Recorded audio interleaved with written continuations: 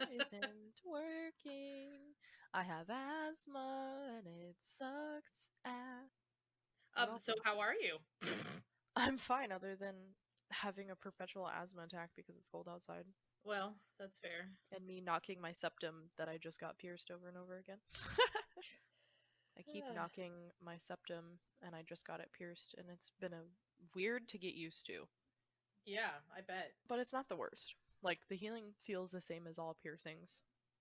Well, yeah, I had a second hole pierced in my ears when I was in college, and that's the last time I had anything pierced. So How was that? not so bad. And I got It it was like done it was like a day pinch. ago. Oh yeah, see that's what it felt Yeah. like a day and a half ago. The only difference was it made my eyes water. See, that's what I'm so nervous about. It made my eyes. Well, yeah, but it was nothing. Like she told me to breathe in and then out, and on the out she was going to pierce. And I said okay, and she asked me, "Do you need a second?" And I was like, "No. The longer you wait, the more anxious I'll get." And she said, "That's fair." And then she pierced it, and it felt like a really sharp pinch, and then my eyes watered. And the only time it hurt really bad after that was when she was putting the jewelry in. Oh. But other than that, it was fine. Huh. I would like to get another tattoo. I do too, which is bearable. Like for me, tattoos, Yeah. it hurts pretty bad, but like it only lasts for at most like a couple hours. Yeah, And it always then, feels then like a that's it. little. It always feels like in the moment, like one of my cats is like needing me, and it's been a while since like their toenails have been clipped, and then in the aftermath, it just kind of feels like a sunburn, which I Yeah, live it in feels like Florida, a so I'm sunburn. used to like what a sunburn feels like. It just stings and it's awkward. When I Yeah. get tattooed, it does not feel like a cat scratch. It feels like a scalpel. Oh. Not fun, but the healing process also does feel like a sunburn to me. It's just Yeah. kind of annoying. I don't like things rubbing against it. Mm-hmm. I don't put it under sheets. Like I've only gotten tattooed on my legs, so every time I do, I keep my leg out of the blanket so it doesn't stick to the sheets or blankets. Oh, well, that's fair. I've just heard of horror stories of people's blankets healing into their tattoos and then having to like peel it off. No. So I'm like, I'm good. My tattoos are too big for that shit. Yeah, that sounds painful too. But how are you? Well, up until about 5 minutes ago, I was dandy. My boss just texted me and said that the building's being shut down because somebody tested positive for COVID. So What? Yeah. Does that mean you're gonna be home? No. Oh. I wish. Yeah, what does that me mean too. then? That means that no visitors in or out, and I have to be tested tomorrow, like first great. thing when I come in. Oh, great. Yeah, so I feel fine. I'm not worried about it. Every time I we've had a doubt you scare, got it's it. every single time we have had a scare, it's been a false positive, so I'm not worried about it. Well, hopefully it's nothing and you're not positive. I doubt you would be that quickly, especially if you weren't feeling symptoms anyway. Yeah, yeah. And we'll be getting the vaccine in the building here soon, so that's nice. Are you going to be getting the vaccine soon? I am getting the vaccine. That's soon. exciting. I don't know exactly when, but I know that other rehab centers and nursing homes in the area have started to get it, so there's only so many of them in this town. So you've got to be coming up soon.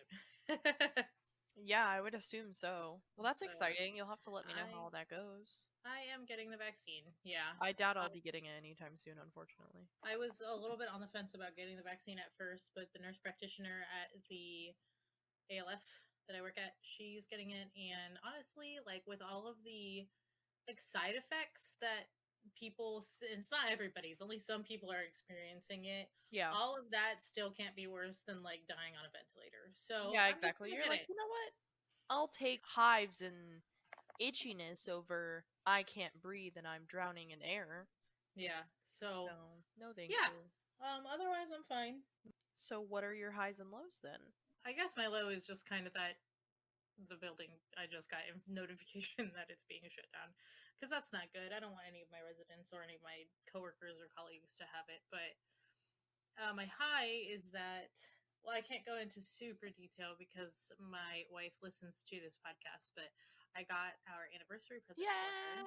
Yeah, don't tell her And don't tell yeah, I know. everyone what it is, but You know what it is. She it's does very not. cool. She'll love And it. I am. Okay, if you're listening to this when I send it to you guys because you pre-listen to every episode, you'll like it a lot. Love you a lot. I'm so excited to give it to her. It's so hard to wait.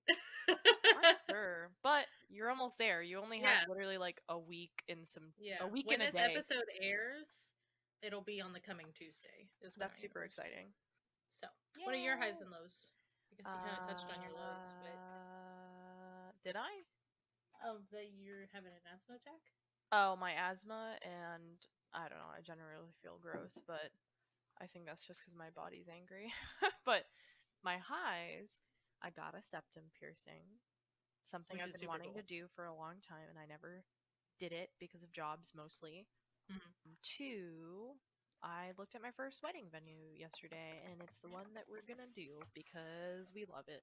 I'm so excited for you guys because it's the same Especially, venue I I would got say it's married the in. same venue that you got married in. I We're wasn't not gonna tell 100%. people. We're not gonna tell people what it is, but No, no, no. But yeah, I'm very excited for you. I'm excited as well. It's a beautiful house, and we fell in love with it. I mean, I loved it when you guys got married there. Hmm. I just never thought that I would get married. I never thought I would get married so soon again, and be able to pick a venue anytime soon. So I didn't even think of that as an option. I'm very excited for you. I really am just I love that venue, so I think you guys are gonna it's just gonna be a beautiful place for you. It fits our style and what we're looking for, and it's relatively cheap considering what you get out of it. Yeah, no, it's not bad at all. That's my high. I'm getting married. I'm fucking excited, y'all. Yes. And then well, I guess you have a spooky story to tell me. Yes, I do. Well, it's not That was spooky, but it is interesting. How about oh that? cool. All right, I'm down for it. So, this takes place in my birthing grounds. Ew, I didn't like the I way you said that, I'll be honest. birthing Birthing grounds. grounds. Oh, like I birthed them myself. So, Like you were like a mass that just kind of like out of like just a standalone vagina. yes, basically the standalone vagina. Thank you for the imagery. So, I was born in Connecticut. I don't know if anyone knows that. Probably not. But I knew that. I was raised in Georgia and Florida. But I was birthed in the Connecticut, the Connecticut. So Connect I cut. so I wanted to That talk reminded me, about. I'm sorry to derail one time, but that reminded me of that vine that's like, America explain why these Arkansas or why this Kansas, but there's no Arkansas. No, Arkansas. Okay, anyway, Exactly that. what it reminded me of. Anyway. So we're going to be talking about the Hartford Circus Fire, but more specifically Little Miss 1565. But I will get into the background of the Hartford Circus Fire only because it is important to Little Miss 1565. So the background of the circus is that it traveled from town to town by train. It had a huge big top, and it was actually the circus of the Ringling Brothers and Barnum and Bailey Circus. So it was actually, one of the most famous circuses. I actually know the story of the Circus Fire, but Oh, I do don't know the you? story. I do. I don't know a ton of details, and I also don't know about Little Miss 1565. So, but I do know about the big fire.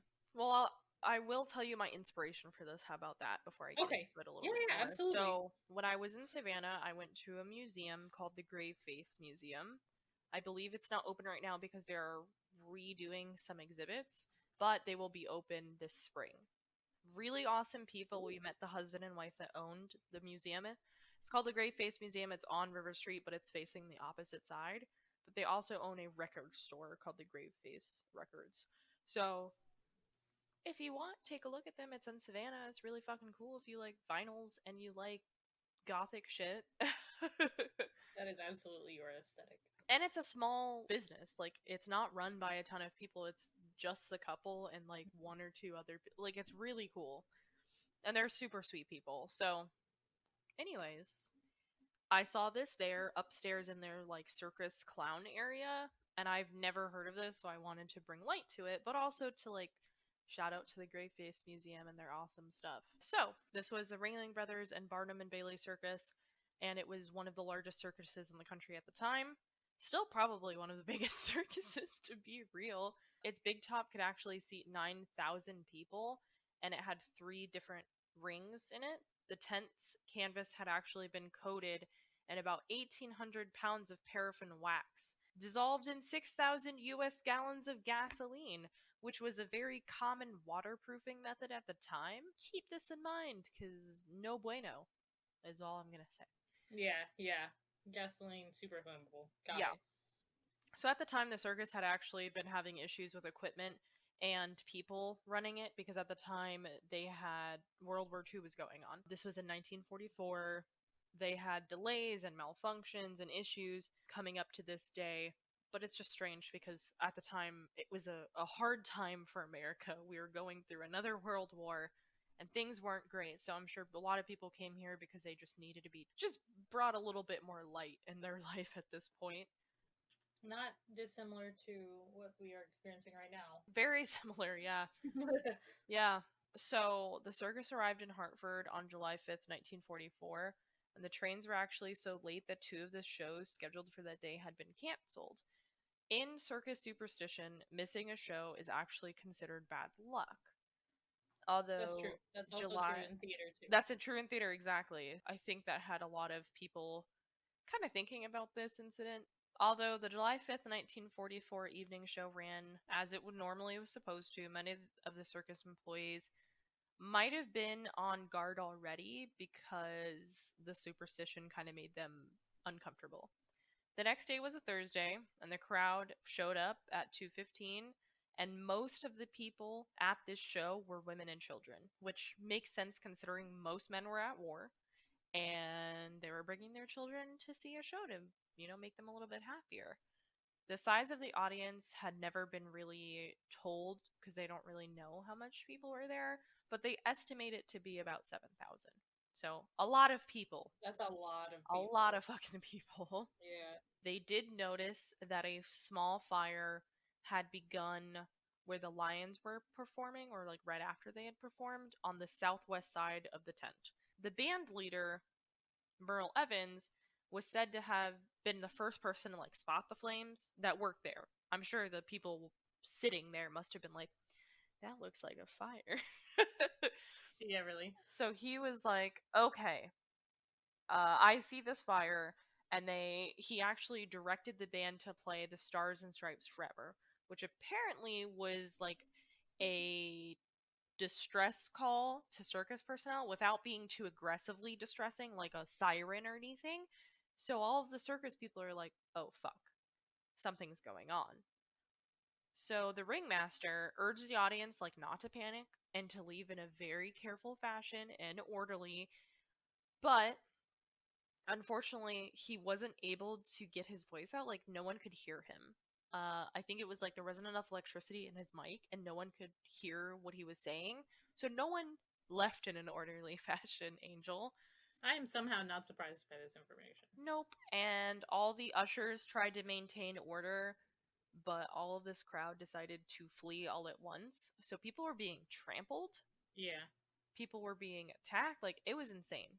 Mm-hmm. And at the time, I think the only animals that were in the tent were big cats.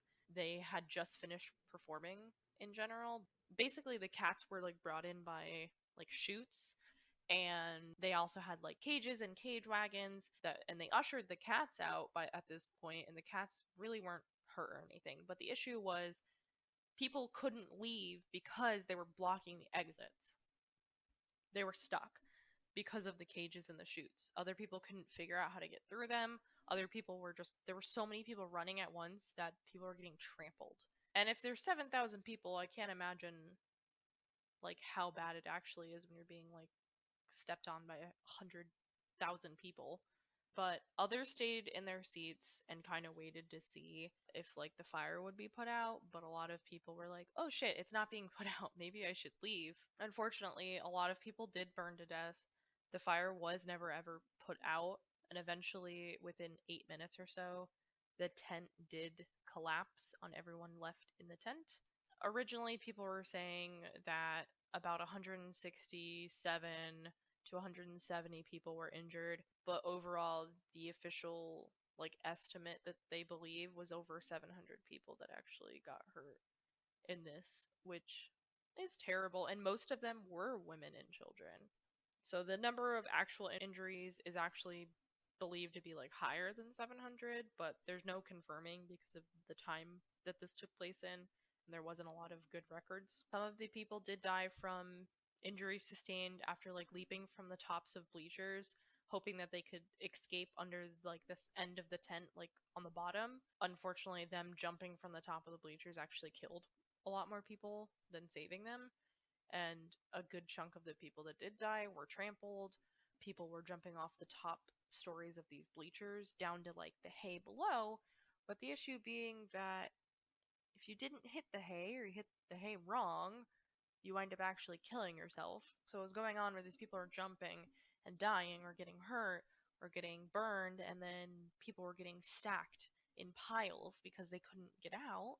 And some of the people at the bottom were actually safe from the fire because bodies were on top of them. And most people were found after the fire had went out. Unfortunately, the paraffin wax covering the tent, which they thought was waterproofing it, which it was, actually was extremely flammable. So the flames were actually spreading like crazy across this tent. Now, they would never do such a thing because there's so much research as to why that is a horrible idea. And as these Yeah, people I are dare trying say. to escape the tent, paraffin wax is raining down on them and burning their skin. Mm-hmm. And within 8 minutes or so, according to the survivors, the tent did collapse and trapped hundreds of people within it. And there's a picture that does circulate within newspapers of the sad clown holding a water bucket, which I will try to find for you so you can post it on our website. It's a very sad picture. But a lot of people unfortunately did burn to death, and a lot of people did get trampled, died of asphyxiation, not even from the smoke, but from being piled on top of. They believe over 700 people did die from this incident, and most of them were women and children. But to get more into it, and also into Little Miss 1565, I don't think they'll ever figure it out. But the cause of the fire actually remains unsolved. A lot of people thought it was because of a cigarette that just got flicked into, the one wrong place, or they thought it was an arsonist. And actually, years after the incident in 1950, while being investigated on arson charges, Robert Segee, who was an adolescent at the time, he confessed to starting the fire, but he never got tried for the crime, and he actually recanted his confession at one point. Some people believe he still did it, and he just never got charged with it, which I don't know how you would recant something like that, but, I don't know. I feel like if you claim to start a fire that killed hundreds and hundreds of people, and you're like, nah, it wasn't me, it's like, you should get in trouble just for saying that. Well, yeah, I was gonna say some people will confess under duress, but yeah, no, I get what you're saying. just crazy. But eventually, on July 7th, 1944, charges of involuntary manslaughter was actually filed against 5 officials and employees of the Ringling Brothers.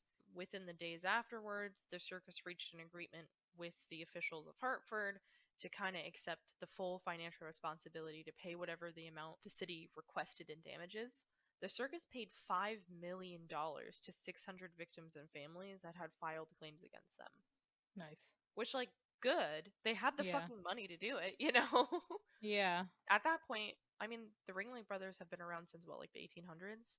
Mm-hmm. Mm-hmm. So, it's not like they didn't have the money. All of the profits from the time of the fire until then had been set aside to pay off the claims that were filed against them. They did accept full responsibility for the financial damages.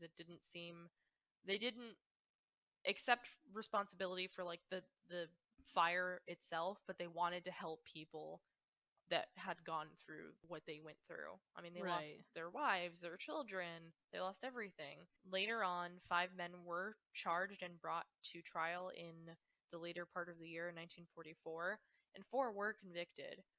4 were given prison terms, and they were allowed to continue with the circus to its next stop, which was in Sarasota, Florida, to help the company kind of set itself up again after the fucking whole thing, I'm sure, kind of looked bad on them. Their reputation was kind of messed up for quite a while. Yeah, I mean, it let's still go. is, like, not for Yeah, this, I for was many gonna other say things, but there's a reason why it doesn't like exist anymore. exactly.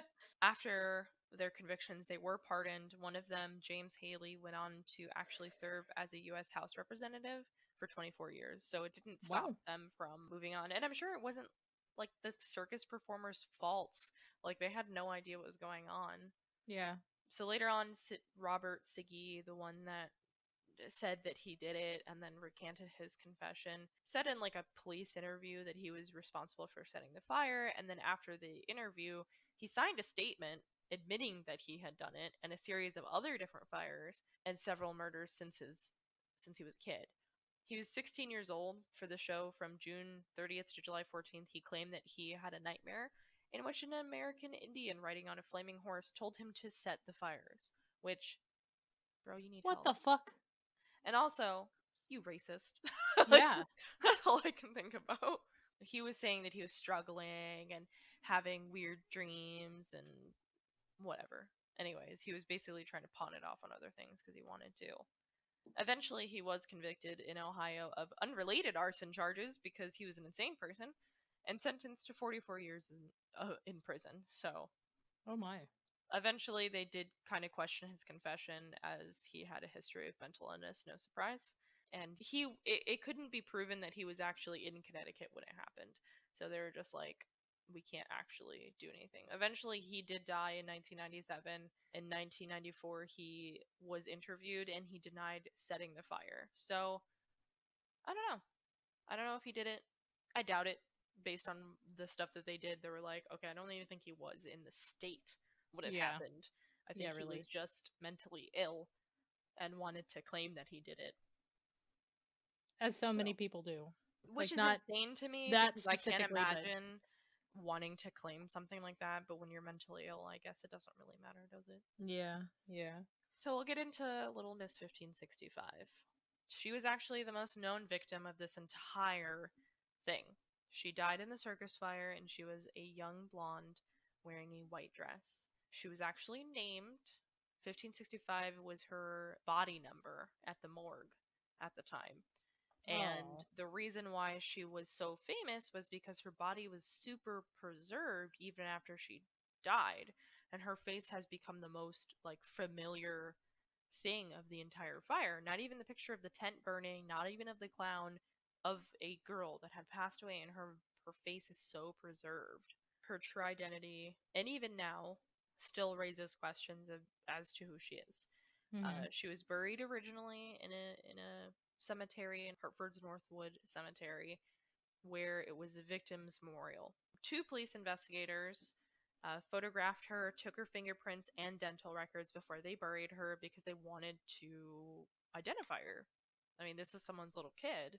Despite, it being huge publicity, they had actually published her photograph in magazines and newspapers because they wanted to have someone correctly identify her, and they thought the only way to do that at this point is to spread her face because Yeah. you can't keep it to just Hartford. I mean, people came from all over the state and farther to go to the circus, especially at the time. So they want. I mean, we've both traveled far for like concerts Oh yeah. and like stuff like that. So it's not unusual to see someone travel that far for something like this. So they wanted to identify her. So they did everything they could at the time to be able to have some kind of record of her. And every time that there was a July 4th, people would actually put flowers on her grave. And a local flower company actually continued to do this after she had passed away. Eventually, after trying to figure out who it was, and a lot of people claiming that it was their daughter, and them very quickly being caught in a lie that it was never their daughter. In 1991, a family member, which was the mother of this little girl, they thought that it was Eleanor Emily Cook. Cook's aunt and uncle had examined the body at one point, and they were like, that's not Eleanor. Can't be Eleanor. The Connecticut State Police forensic unit had actually compared hair samples, and they determined that it probably was from the same person, but it was inconclusive. The body eventually was exhumed in 1991 and then was actually buried next to Edward Cook, which was Eleanor's brother, who had also died in the circus fire. But here's the thing. At one point, Mildred, which was the mother of Eleanor, was shown a picture of this little girl. And she said, "That's not my daughter." But then all of a sudden, she's claiming 40, 50 years later that it is her daughter. That sounds suspicious. I don't know why that sounds suspicious, though. It just, like, why would you say, "Oh, that's not my daughter," and then turn around and be like, "Oh, wait, you know what? Actually, yeah, that Oh, is." wait, 50 years now. I Yeah. believe that was. And it's like, you're an old lady. Shut the fuck up. Yeah, I don't understand. That just It's seems just like weird. that And is the fact sus to me. there's two different things is that, like, people pointed out that Little Miss 1565 had blonde hair while Eleanor Cook had brown hair. She was a brunette. And the face, Oh. like, the face shape of 1565 and the face shape of Eleanor are not the same, and the heights and ages of the two girls don't match. So the fact that she Oh. said it wasn't hers was probably true because that was literally right after it happened. So So then why would you lie? why And change then later on, everything? she's like, "No, no, no, no. I think that's my daughter." She maintained that it was not of her daughter, I guess, until she died, but I've heard other conflicting things that said that she did claim that it was her daughter later, because the fact that the body was exhumed and then reburied next to Edward, which was Eleanor's brother, says Uh-huh. that she must have said something. Mildred Parsons Cook, which was the mother of Eleanor and Edward Cook, who did pass away in the fire, or Eleanor Cook might have not, but she never was recovered and she did go to the circus, so she must have passed away. Right. Um, but she did die eventually at 81, and she was injured in the fire. Actually, she was never actually able to claim her dead children, and she was actually pretty traumatized about it, which, like, fair. Yeah. She was told that Eleanor was not in any of the locations that the bodies were being held for identification, and she believed that Eleanor was one of the two children who had been burned beyond recognition. So she does originally believe that her daughter must have been burned to the point where they were like, "We don't know who the hell that is." Someone else had claimed that they believe that Eleanor Cook may have been body number 1503. 1565 and 1503 have different dental records, but, like, comparing Eleanor Cook's to Little Miss 1565, they also don't have similar dental records. They're different. So it kind of shows you that, like, that's not Eleanor. It's someone else, but it raises questions because it's then like, who doesn't want to claim their daughter? Like, that's weird. Unless the mom, like, also died in the fire, which is the only thing I can think of. Yeah, either the person. Yeah, you're And if exactly right. That dad was my died in the other thought. war, then there's Then it's nobody to like, claim who's gonna her. claim the daughter? Yeah. Exactly. Yeah. So it's just interesting to see how that goes. There was a ton of survivors, one of them being Maureen Crichian. She actually talked about in 2007. She was 11 at the time of the fire. She actually lived on the same street that the circus was taking place on, and on the day of the fire, she was supposed to go to the circus with a neighbor and the neighbor's daughter, but when she went to their house, she found out they had already gone. She decided to go to the circus on her own, and she seated herself in the bleachers. She recalled seeing somebody yelling and seeing a big ball of fire near the top of the tent, and the ball of fire just got bigger and bigger and bigger, and she said everyone was panicking. The exit was blocked with cages, and the animals were brought out in and out with.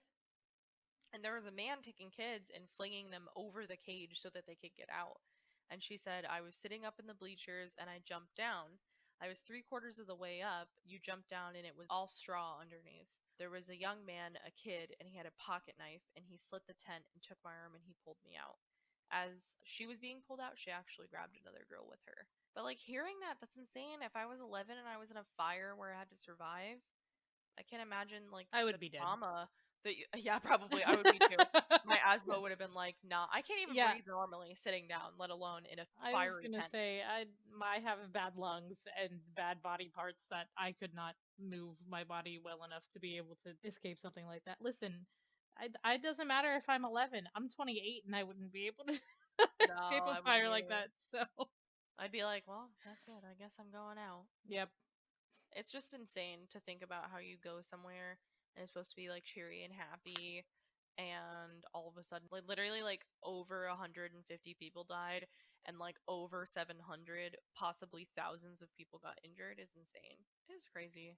I Yeah, I can't agree. imagine. And now it's like, at least now it's easier to identify people because we have way better technology for DNA testing and we have better records for dental and all that kind of stuff. As back then, I'm sure they had records, but they were probably not as well kept as they are now. Right. That is all I have for you. I will send you the pictures I took of Little Miss 1565 in the Savannah Grave Face Museum, and Oh yeah. also send you the sources, obviously. But Okay.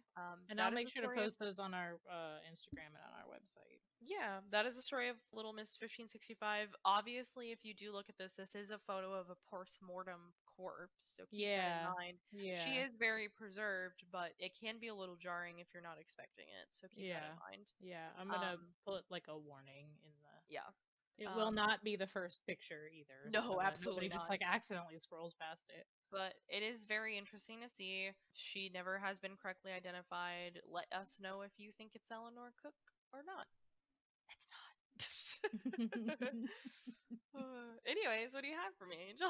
The way I'm sorry, so the way that you said let us know if you think it's Eleanor Cook or not, it reminded me of that bit from Game Grumps where they were doing the Doesn't Mean Romance is Gay, and Danny Oh just goes, yeah, is "Do you Bruno? believe or not?" I don't know. Do you believe or Okay. not Bruno Mars is gay? Question mark. Does I Bruno does have Mars to know. gay? I does have to know. Oh, that is one of my favorite Game Grumps animateds for sure. Okay.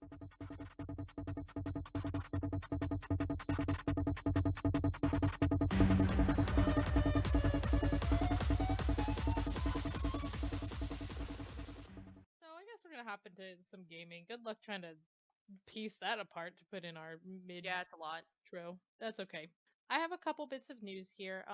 There's like a fair amount, but there's not a lot of like meat to all of it. So I'm just gonna go ahead and read some of these articles, some information from these articles. The first one I have is Epic Games is moving to Cary, North Carolina. They bought a shopping mall in Cary, Oh. and it's planning to convert the 87-acre town center mall into its new like home base of operations by 2024. Once development is complete, Epic says the site will include recreational and office space, quote, customized from the ground up to accommodate its long-term growth, end quote. Oh. Epic says it plans to begin development on the new headquarters site this year in 2021, and it purchased the property from Turnbridge Equities and Denali Properties, which bought it from 2019 as part of a distress sale after the mall lost three of its anchor tenants, which anchor tenants are always those big ones like J.C. Penney, Mm-hmm. Macy's, stuff like that. So They're like, help, please. yeah. Epic's plans include demolishing some of the existing structures and rebuilding some new places and creating office spaces My question is, into. the people that work there, are they like, damn it, we gotta relocate to where? Where Like, the fuck is Cary, North Carolina? I'd be pissed. I'd be Yeah, so mad. because it's located in LA right now, right? I would be, well, let me look. I don't remember, but I'd still be pissed off. Nope, it now says Cary, North Carolina. That's unfortunate. Let me look. Oh, Cary, North Carolina. Before location? What do I say? beef Epic Games HQ before Cary. It doesn't say. What the fuck? No, yeah, now it just says. I'm pretty sure Epic had opened. Someone opened something in Orlando. But anyways, let's skip that. But I'd be pissed if I was not North Carolina is fine. That's actually Yeah, where I'm gonna do my honeymoon. I'm have no issue with North yeah, Carolina. yeah, But I think it's just they're like, are you fucking kidding me? yeah. North Carolina is where we want to move to. So, See? anyway, Like seriously? so Epic raised. So just to round out the story, Epic raised 1.78 billion in a funding round last summer and has a valuation of around 17.3 billion. And they put that money towards buying the new building. Epic will continue to operate out of its current offices at Crossroads Boulevard in Cary, North Carolina, which is about 3 miles away from the mall they brought. So apparently, it's just in North Carolina still. Well then. It's okay. So you can cut all that out if you need to, or not, Okay. and we can I just look will. like idiots. It's fine. Either way, we'll see how I'm feeling. Yeah, okay, that's fair. So that's what that is. So they're moving their headquarters a whopping 3 miles away, despite the fact that we thought for some reason they were in LA. I don't know. So the next one, I guess it's kind of big because everywhere that I looked, like in all of the places that I look for gaming news, like The Verge and CNN and Game Informer, like everybody, this was one of their top headlines. It just was posted at a little before 12:30 this afternoon, and the Persona soundtracks are coming to Spotify tomorrow, Tuesday at midnight. I did not realize that they were not out, but the Persona 5, Persona 4, and Golden original soundtrack, Persona 3 and FES Persona original soundtrack, Mm-hmm. Persona 2, and then also all of the DLC, all of the soundtracks, everything that has Persona's name or image attached to it is coming to Spotify starting tomorrow night. So that should be interesting. If that's something you're interested in, you have a Spotify. There you go. I don't play Persona, but I like don't either. some good ass music. Yeah, I've heard that I've never listened to it, but I've heard the Persona soundtrack is pretty good.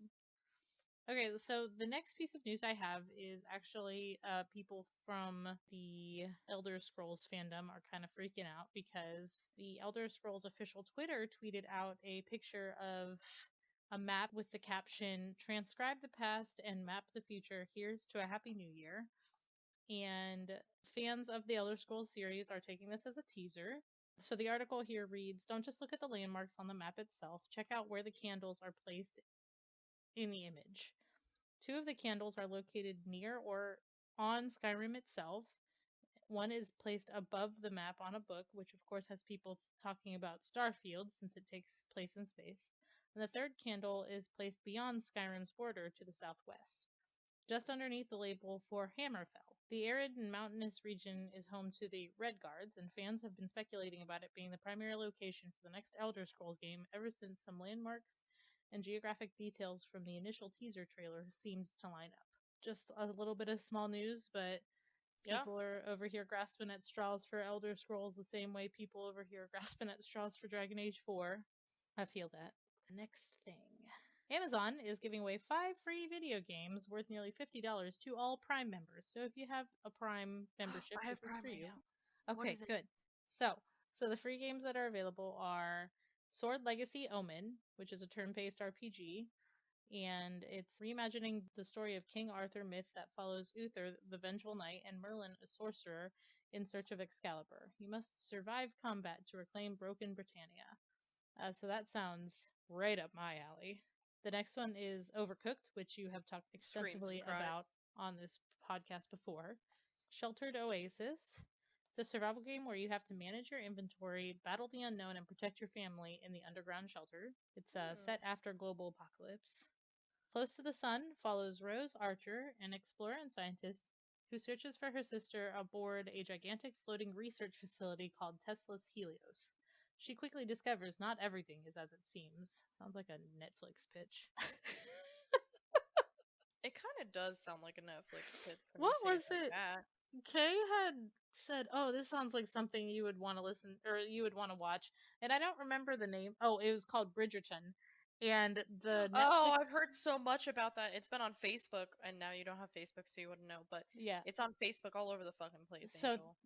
the Netflix thing, all it says is she wanted to marry for love. He vowed never to marry. And I was like, ew. It sounds Ew, like a what the teen fuck? anyway, I've heard on the Twitter sphere that it's good, but the Netflix blurb is like cringy at Netflix is best. like, wink wonk, this is what you want. And you're like, no, it's not what I want, I promise. So the last game for free on Amazon Prime is from the people who brought you Donkey Kong Country for the N64. Yooka-Laylee and the Impossible Liar is a puzzle game that follows Yuka and Laylee, a colorful duo tasked with exploring Overworld and its many secrets and surprises. So, Interesting. if any Okay. of those sound interesting to you, and I'll be Well, they're honest, free, so I can't say no. yeah, exactly. I'll be honest, the Sword Legacy sounds pretty interesting to me, and so does Close to the Sun, actually, even though that's the I one that agree. sounds like a Netflix pitch. Still though, I think it's interesting, and like the worst thing is you don't like it and then you never play it again. Yeah, exactly. So the last couple bits of news are more like blurbs and shoutouts than they are actual news, but I saw them and I thought they were funny. So the Okay. PS5 and the Xbox Series X are so big that IKEA has mock model consoles in store to help you like figure out what kind of media cabinet you want to buy. Oh, so that you don't buy like the wrong thing and you put it in there Yeah. and you go, damn it, it doesn't fucking fit. Yeah, so I'm gonna send you a link to this because I think it's so I would funny. also, honestly, if I was thinking about this ahead of time, I would be like, okay, I'm measuring it. Yeah, but Oh my god, that's hilarious. I I just mean, think at that's least they're funny. like smart enough to realize that millennials like us that have no fucking money go to IKEA and then we spend, hundreds of dollars on a PS5 and then we buy something we're like, it doesn't fit. Oh my god, this is hilarious. It kind of looks like a Cards Against Humanity box. I know. I was thinking about This that. is so good. I love it. 10 out of 10. Good job, IKEA. Do you see what it says on the side of the one? It says which IKEA media storage unit will be able to fit my new memishly oversized gaming console. It's true though. It is memishly oversized. Like, why is it so fucking big? The uh PS5 is bigger than my PS4. yeah.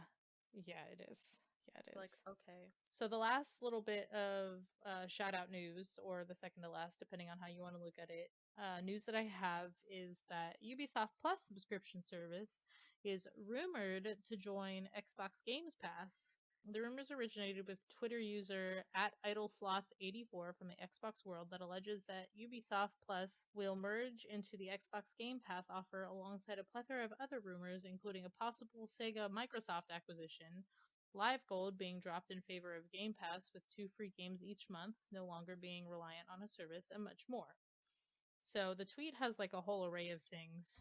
The article goes on to say, before you get too excited, bear in mind that this is still just a rumor that took a hit when a Twitter user focuses solely on Xbox Game Pass Studios directly responded to speculation, though his response seems more of a personal take than derived from any sort of official announcement, or rather, official denouncement. So, according to the reply, it's not practical to think that Ubisoft's service would be absorbed, and that calling it like that already builds wrong expectations for what is more likely a cloud or maybe a vault deal, if anything.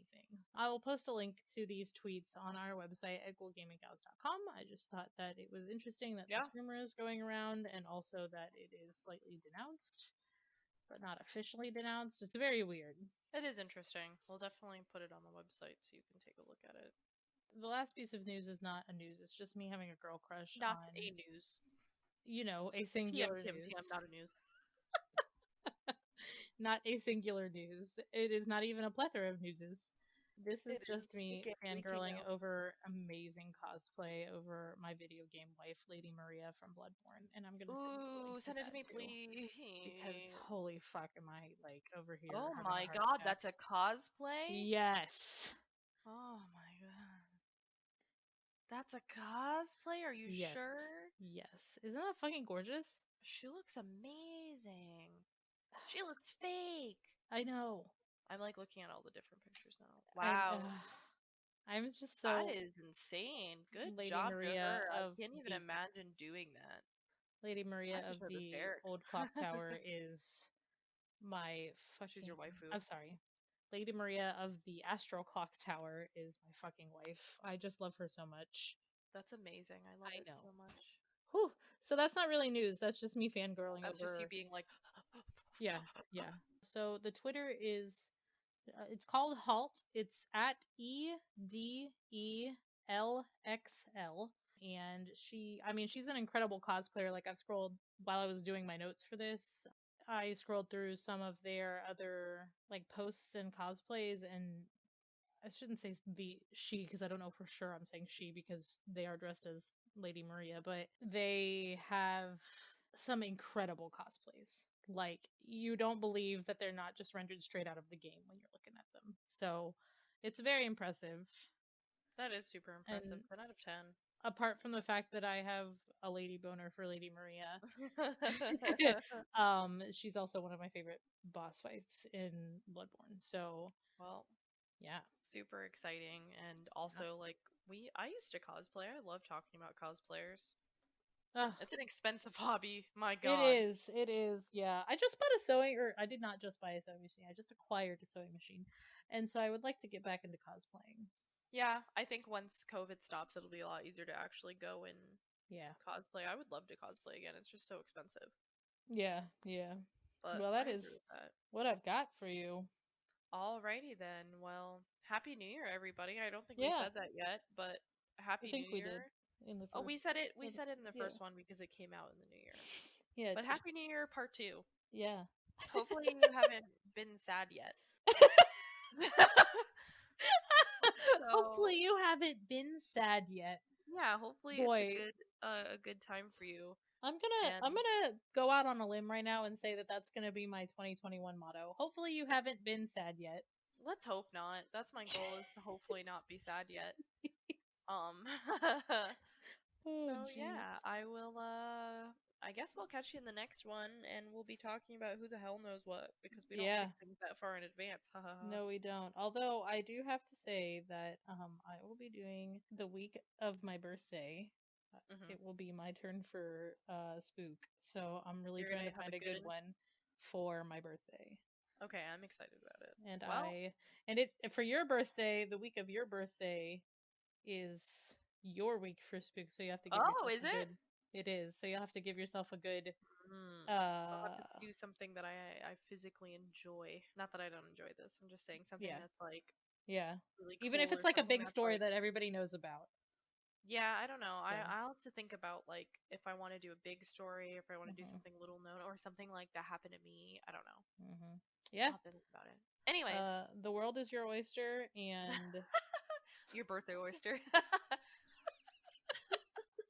that's what it is. You were birthed from an oyster, not a standalone vagina. Oh, that's worse somehow. That's absolutely worse somehow.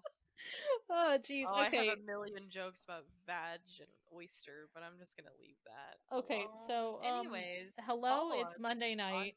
Pray for us.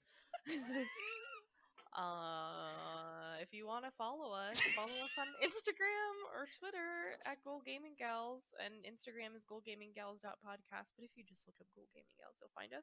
Yeah, it's true. And if you go to our website at ghoulgaminggals.com, you can see the lovely blog posts that Angel makes for us every single episode, because she's an angel, as her name states. Duh. And you can see the images for all of our stories and Hmm. kind of get an idea of what we're talking about. Yep. And we sometimes stream on Twitch. I stream at Janel Nelly on Twitch TV, and Angel streams from Aria Makila. And I don't know. Am I missing anything? Our Patreon, which you have worked so Yeah. beautifully on, is patreon.com/ghoulgaminggals. Come look at all of our bloopers and hear us make terrible jokes and hear our dogs barking and Angel burping incessantly into the microphone. Well, you know what? I am a And gassy us girl. both stumbling over our words for many a Yeah. time. I am a gassy individual. I'm a gassy girl. That's terrible. Gassy girl TM. Wink. Stop. There's a whole laundry list of things that this episode could be named. I can't wait to see Oh what K zeroes in god. on. I don't know. We'll see. Anyways, goodbye everybody. I hope you have a great new year, and we'll see you in the next one. Hasta la pasta. Bye. Bye.